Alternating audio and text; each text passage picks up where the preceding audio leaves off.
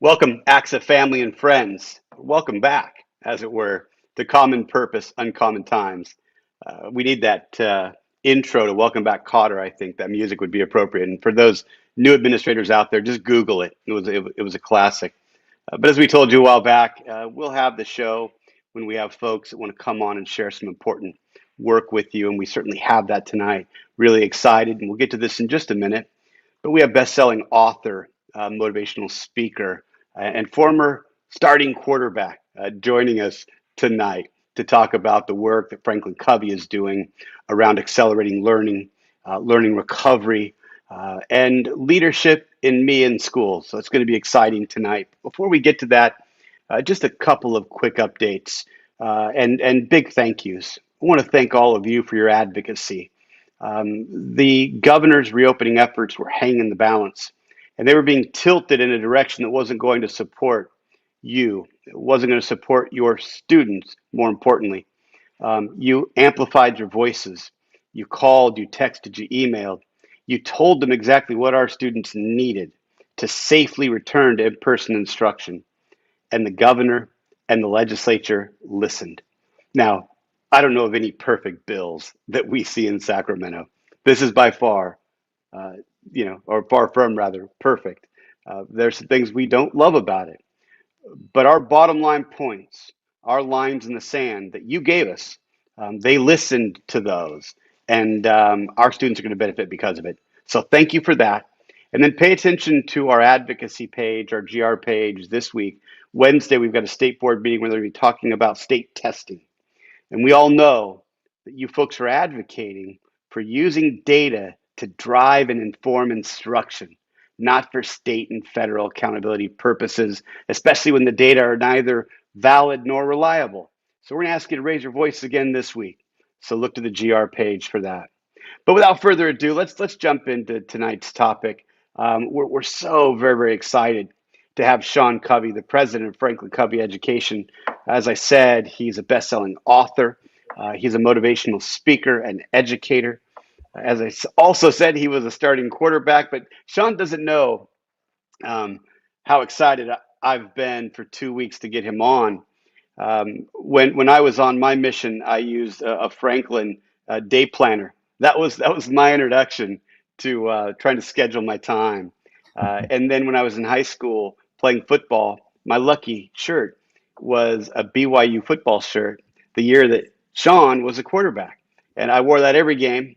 I did wash it. I wasn't one of those superstitious folks that couldn't wash his clothes, but I wore it every game. We won a section championship in Anderson, and that shirt was with me the whole time. And then more importantly, Sean's father, Stephen R. Covey, changed my life. I was a waiter at Sundance, waiting tables, and I often worked his events. He would have 7 Habits trainings at Sundance Resort, and I often worked those events. And he'd have bigwigs in there, right, from Amex and IBM and folks from all over the world. And he would be on the stage, if you will, teaching these folks how to be better and more effective. And after one long session, he sat down on a bench at Sundance, and I knew he was tired. And I walked by, and I wasn't going to bug him. And he asked me how I was doing. Hey, Wes, how are you today? What an amazing thing that he asked me how I am. And I told him I was great. And I said, hey, can I ask you a question? And he said, sure, anything. And I said, so I've been listening to you for quite a while doing this work. What's the core of leadership? Right? We got the 7 habits. We've got all these other things you share. What's the core? And he kind of scratched his head and he said, Wes, I think it's that you have a vision, but everyone around you is convinced it was their vision. And it's not about manipulation. It's about leadership. The grace that he showed me that day, that he would take time to ask me how I was doing, really thinking about a question I asked him, giving me that perspective, changed my life and my career. So Sean, really excited to have you on today. Grateful for the influence you've had and your family's had in my life. And we'll just jump right into your work, because that's why we brought you on today, not to tell my old football stories, okay? Okay, well, that's really cool. I didn't know we had so many connections, but that's awesome. Thanks for sharing all of that. And yeah, absolutely. Really appreciate being with all of you today. Yeah. Well, as I said, you're doing a lot of work in education with Franklin Yeah. Covey Education. What are you doing right now that would be relevant for our audience? And our audience are some teachers, some site Yeah. administrators, some district and county leaders. Share Uh-huh. some of your work with us. Sure. Yeah. So right now, we recently did some research and asked, what are the biggest challenges educators are facing right now? And what we heard back was learning recovery, learning loss. Everything around that is a big issue. How do we get back? And then also mental wellness, and both among the staff and the students, those came out as really big things. And so we're working on those right now. And I'm working on 2 books right now. I'm working on The 7 Habits of Highly Effective Families. It's a book my father wrote, but we're rewriting it because he wrote it so long ago. It's become a lot of things are out of date and such. And we're just discovering this is such an important issue right now. Partnering with families around learning recovery, and just partnering with families in general, is going to be so much more important going forward, because I think the world's never going to go back to where it was. I think the virtual and live combination, I think, is going to be the future. And I think the need to really form a learning team with parents is so key. And so we're working on updating this book because we think it's so important. If you really want to get these kids to change and be better and have a better future, you've got to partner with parents in the home. I think there's so much more we can do there. And then I'm working on another book, Wes, called The 4 Disciplines of Execution for Educators. This is the Wall Street Journal bestseller book that was written for corporations, but this one is just for educators. And this one's about just achieving goals as a school, whether it's a classroom, a teacher, a principal achieving a goal, or a superintendent. We've just been studying this for 20 years. And we feel like we've kind of stumbled upon something that really works well in terms of how to achieve an outcome that you're all going after, whether it's improving an academic score or improving the culture of the school, or attendance, or behavior. Our experience has been that if you just set a SMART goal, it's insufficient. That's all about setting a goal, but the key is how do you execute it and get it done? And there's a lot of people involved, which is so hard, right? Yeah. Change is really hard just to change yourself, but to try to That's change right. a class or a school or a district is even harder. Yep, that's right. I had a mentor tell me a long time ago, the only people that like change are wet babies. Most people don't lean into it. Yeah. Before we get into 4DX, because I want to hear some more about that and how that work's going to be applied, as you said, to Yeah. educators. But you said a couple of things there that really resonate with our audience. You mentioned the social emotional, the mental health, the wellness aspect. We've had a couple of researchers, doctors on this program sharing some advice for our folks about addressing it with their students, but just as importantly, addressing it for themselves and the adults in their care. Yeah. Because Yeah. as you well know, we've got those in trauma supporting those who are traumatized. It's Right. this wild environment. And the other thing that you said, and I just want to say this again for our ACSA family here, because we say it also. If we come out of this and do the things we did before we entered the pandemic, then shame on us. You said education is going to look very, very different. Well, by all means, it should look very, very different. We have to learn from this. We have to be better at serving our students and our communities than we were before we hit this pandemic, and we're excited about that. But you mentioned 4DX and Sure. pivoting to the impact on educators, and so employers and employees and accomplishing these goals, as you said. What advice do you have for educators and administrators relative to this learning recovery or accelerating learning? Yeah. Well, I think my belief is that we've got to 2 things. One is we got to think about it differently, and the second is I think having a system like the 4 disciplines is absolutely essential if you really want to get an outcome. In terms of thinking differently, we put together just a little document around learning recovery and talked about new mindsets instead of thinking about, okay, I've got to fix this. I'm the principal or I'm the superintendent. I got to fix the learning loss we have in our district or school. And it's up to me, and I'm going to come up with a plan. I think we believe it's got to be distributed leadership. We've got to think about it differently and involve all the leaders in this. It's not going to be a top-down approach, I believe, that solves this. I think it's going to be a bottom-up, top-down, simultaneous kind of partnership where we distribute the leadership and get a lot of involvement into how to solve this. I think I shared before, just thinking, I'm not just going to inform my families, I'm going to partner with my families. And so thinking up new ways of getting closer partnerships with family members. I think we need to take a systemic approach to wellness. It's not enough to say, hey, take care of yourselves, everyone. I think we're going to have to come up with, starting with our teachers, because there's been a lot of trauma for teachers, a lot of change. I can't imagine. I feel traumatized a little bit just being a parent and just seeing the number. I've got 3 kids in school right now, and seeing the emails back and forth and the changes every week. I feel like there's got to be a plan for how we systemically engage the whole teacher, the whole person, and help and support them through all of this. And then this last thing is just on goal achievement. Maybe I could just tell you a short story, Wes, that illustrates. Please.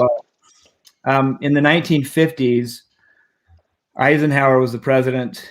In 1958, he came out with a big, lofty goal, and it was to lead the world in space exploration. Because at the time, the Russians were kicking our butt, and we were falling behind. And then he set all these goals for NASA, and there were like 17 of them, and they were long and detailed and beautifully written.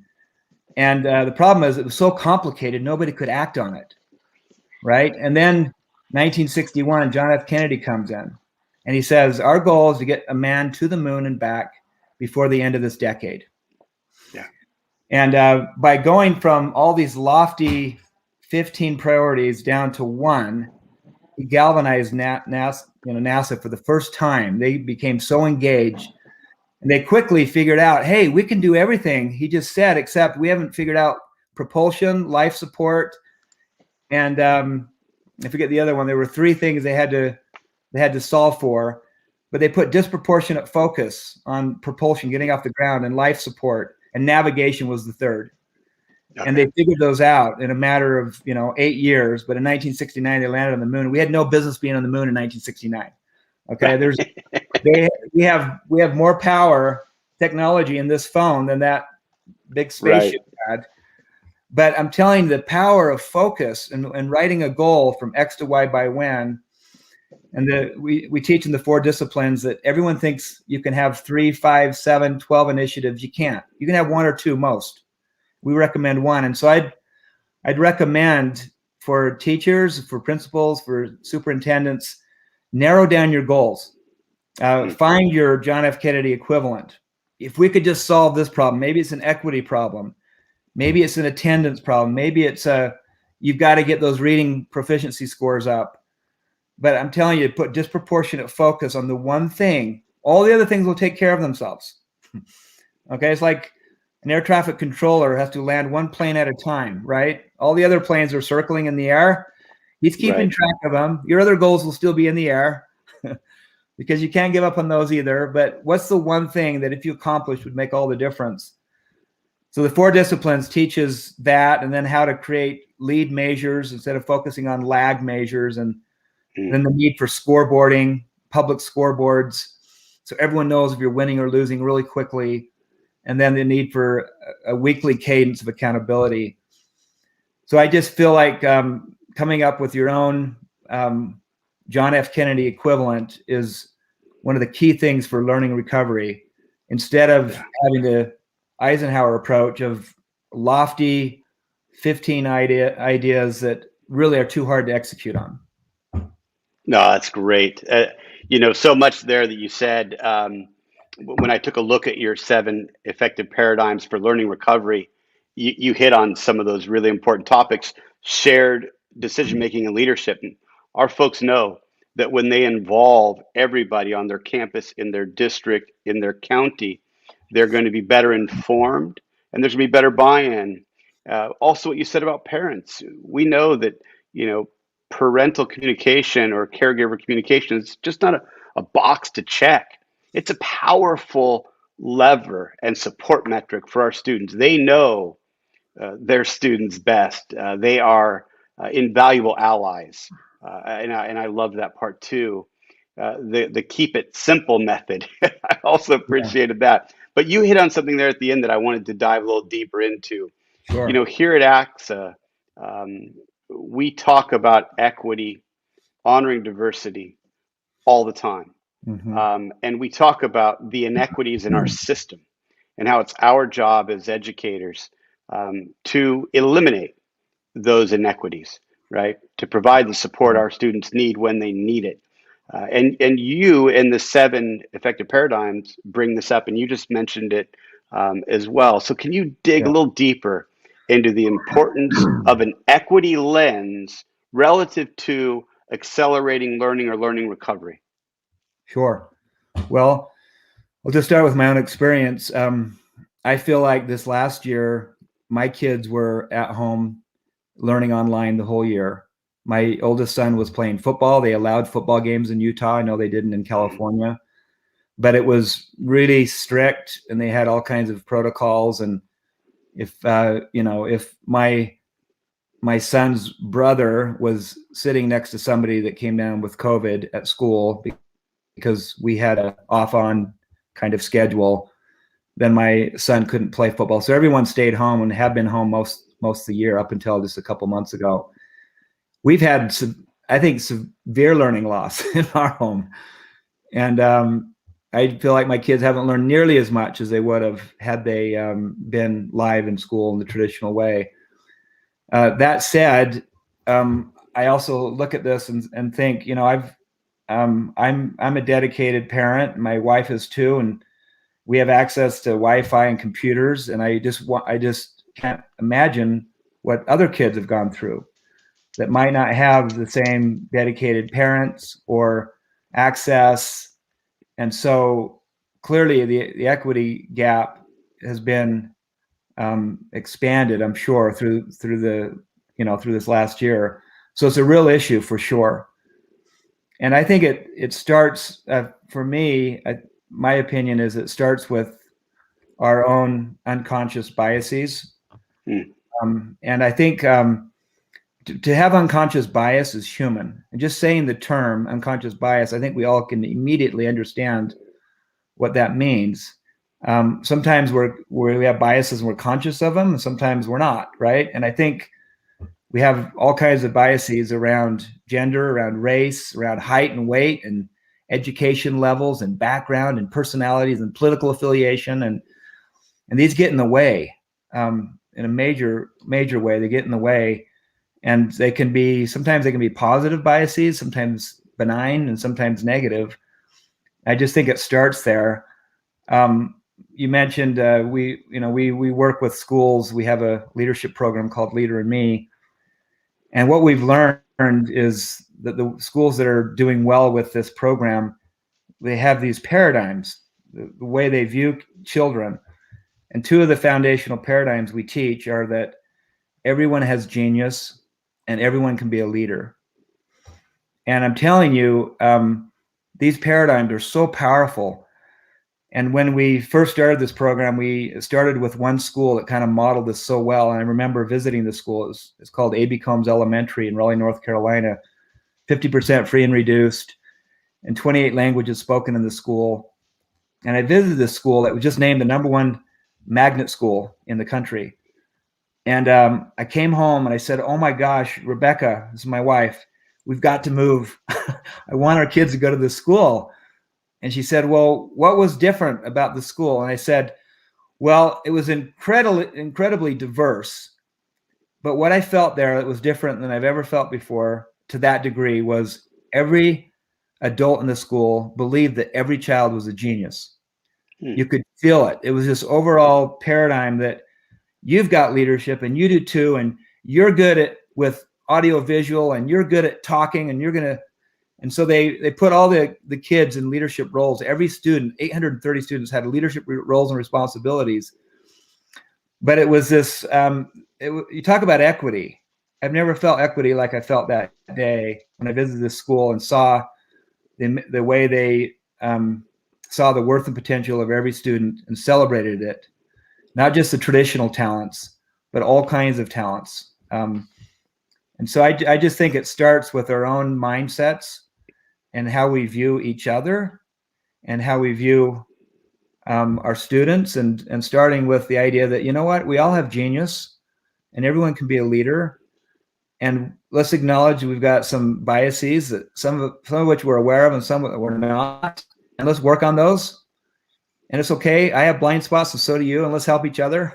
And I think that's the foundation for this. So it's not just a program we do or a box that we check, but rather it comes from our being, from who we are, that we honestly believe that, you know, we're all equals and that we all have genius and leadership potential. Yeah, no, I love that. I really appreciate it. In your 7 effective paradigms, you mentioned unleashing the worth and potential of every student, which is what you just spoke to, but Yeah. that each and every one of our students has great potential. They are geniuses in their own right. Holding them to a high standard is essential for really addressing these inequities. And that's why the research plays out as it does, the importance of having teachers and leaders of color to be in those schools with students of color, because the research, demonstrates that then they're held to a higher standard, and we have to do that across the board. You mentioned unconscious bias. One of the things ACSA is trying to do is get legislation that every teacher and administrator in the state of California that has a credential has to go through some type of anti-bias training in the credentialing program, cultural relevancy. That's a core of what we do.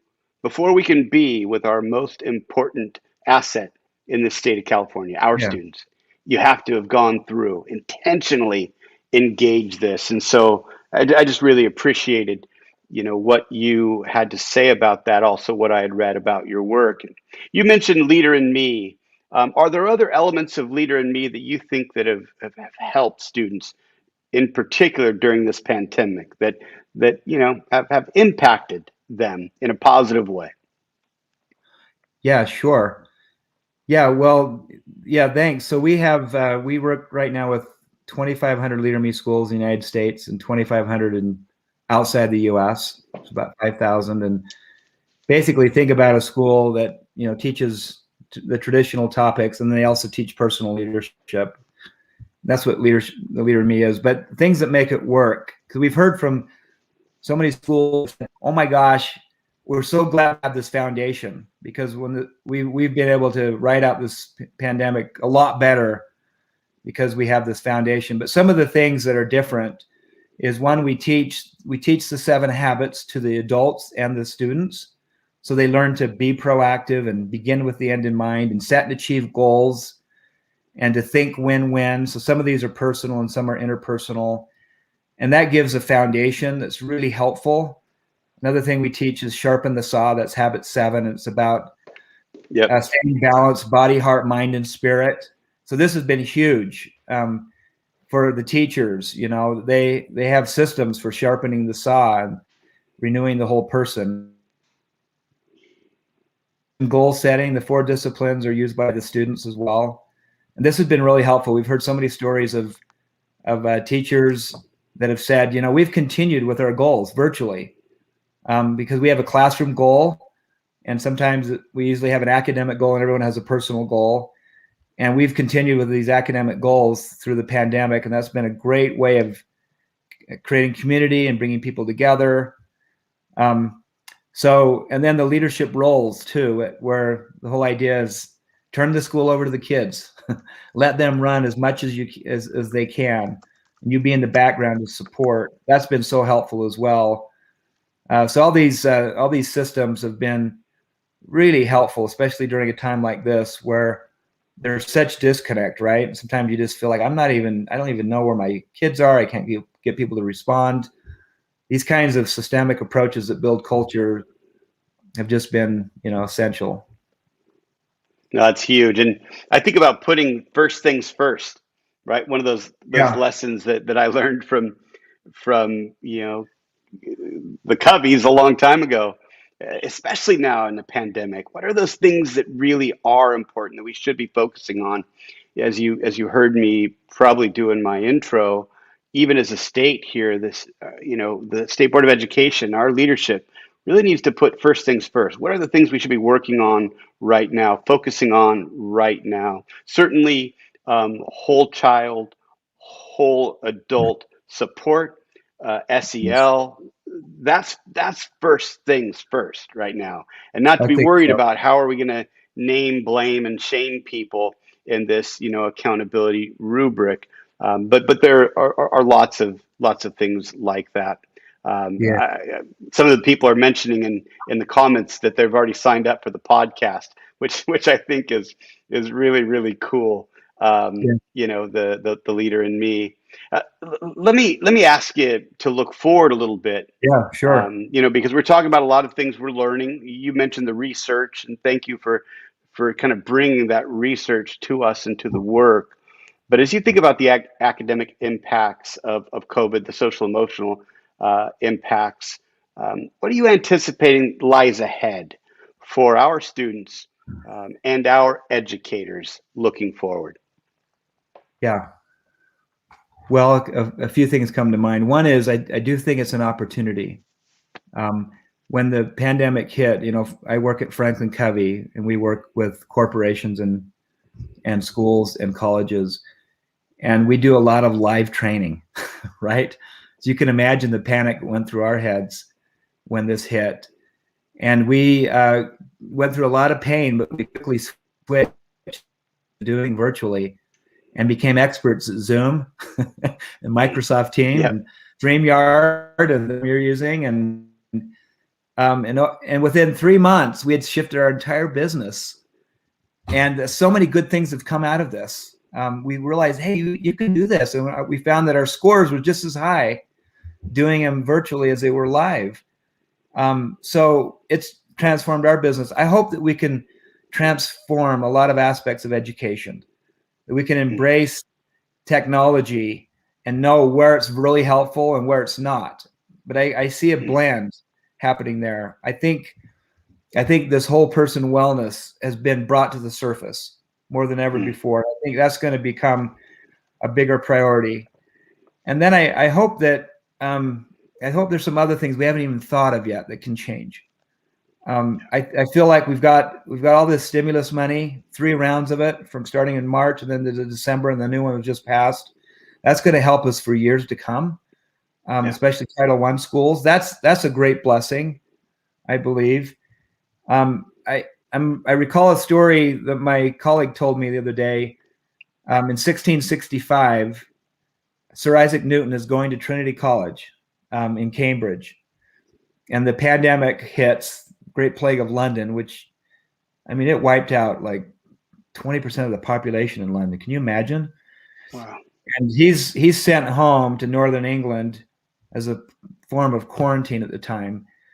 And while he was there, he said, I had a year that was different than anything I'd had before. And he said, and I took advantage of it. And he called it his year of wonders. So Sir Isaac Newton, he wasn't Sir at the time. He was just Isaac. During this year of wonders, he developed his theory of optics, the foundational elements of optics, and calculus. Wow. Only calculus. Now, just remarkable. And he comes back and he talks about this year of wonders because he's able to just rethink things, right? And had time to think differently. And so even though this has been like a year of horribles in some ways, I hope also we can see silver lining and can make some changes. So the big obvious ones that will happen: more engagement with parents, more on whole person, right? I think more on putting first things first. It's the teachers and the students. I hope some things personally we can change. Like, I know for me, I've never had dinner so much with my family. Right. And so when things get back to normal, I'm cutting my travel in half. I'm not doing it. Life's too short, you know, and I'm gonna travel, but not like I used to. And so that's been a big shift for me. That's my year of wonders right there. Awesome. But I think it's some great times ahead. I'm hopeful. Well, you said the word hope, which is a great segue. We always end our show with what inspires hope in each of us. I want to come back to what I shared with you in the beginning, that your dad took time out of his busy day to engage me genuinely. Makes me think of my members, those on this video, and those who can't be, because I know that every day, even though they're stressed and they're tired, they engage a student genuinely, and that changes lives. So our members doing that work gives me hope. Sean, what gives you hope? Same thing. The heart of an educator gives me hope, because I think the work we're doing in schools, other than the work we do in our own homes, the work we do in schools is the most important work being done anywhere. It really is. And the kids need us. And I believe educators went into education in the first place because they watch what happens when you can connect with a child and change their day, change their year, change their life. We've all felt that. And sometimes there's so many different conflicting priorities and requirements. And sometimes you feel like you can't move. And I just hope we can remember that why we went to education in the first place is to help these kids achieve their worth and potential. And I believe in the end, there's the heart of an educator. I think you're the best people around, and I love and appreciate you. And I have great hope for that. So that's my hope. Well, thank you. And Sean Covey, thank you so much for everything that you do with Franklin Covey. Thanks for being a partner with ACSA. We're really excited about the opportunity we have in front of us to do even more with you to benefit our 18,000 members and California's 6.3 million students. So we're excited about that. Thanks for making time for us tonight. And you stay safe and stay well. And to everybody out there, we'll come back to another episode of Common Purpose. As soon as we have something that we want to share with you, or someone wants to come on like Sean and provide some of their great research and work. But everybody, sure appreciate what you do. Stay safe, stay well. Hey, Wes. Yeah, Sean. Thanks so much for partnering with us. We're so grateful for it. And we do have a couple of learning recovery sessions coming up. I don't know if you've announced those, but on March 24th and the 29th, we have a couple of our teachers, former superintendents, that are doing these learning recovery workshops. It might be helpful for some out there. That's awesome. Yeah, you know what we'll do? We can drop the link in even after we broadcast. We'll be able to put that in so people can see it then. But now, thank you for that. Yeah. Awesome. All right, everybody. Yeah, glad to have you.